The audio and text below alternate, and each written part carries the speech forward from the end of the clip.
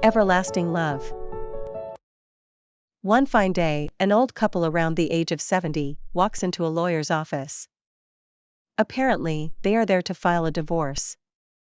Lawyer was very puzzled. After having a chat with them, he got their story. This couple had been quarreling all their 40 over YRS of marriage. Nothing ever seems to go right. They hang on because of their children, afraid that it might affect their upbringing. Now, all their children have already grown up, have their own family. There's nothing else the old couple have to worry about. All they want is to lead their own life free from all these years of unhappiness from their marriage. So both agree on a divorce. Lawyer was having a hard time trying to get the papers done. Because he felt that after 40 years of marriage at the age of 70, he couldn't understand why the old couple would still want a divorce. While they were signing the papers, the wife told the husband, I really love you, but I really can't carry on anymore. I'm sorry. It's okay, I understand, said the husband. Looking at this, the lawyer suggested a dinner together, just 3 of them. The wife thought, why not, since they are still gonna be friends. At the dining table, there was a silence of awkwardness. The first dish was roasted chicken. Immediately, the old man took the drumstick for the old lady. Take this, it is your favorite. Looking at this, the lawyer thought maybe there's still a chance. But the wife was frowning when she answered. This is always the problem. You always think so highly of yourself, never thought about how I feel. Don't you know that I hate drumsticks? Little did she know that, over the years, the husband had been trying all ways to please her. Little did she know that drumsticks were the husband's favorite. Little did he know that she never thought he understood her at all. Little did he know that she hates drumsticks even though all he wants is the best for her.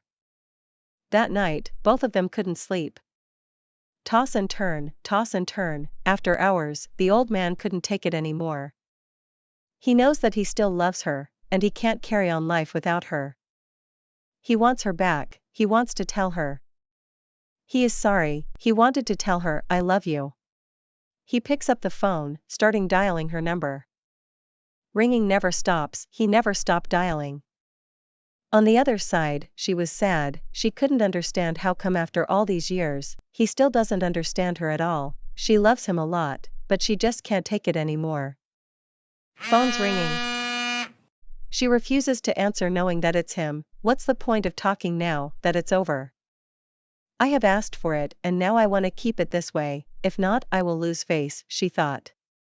Still ringing. She had decided to pull out the cord.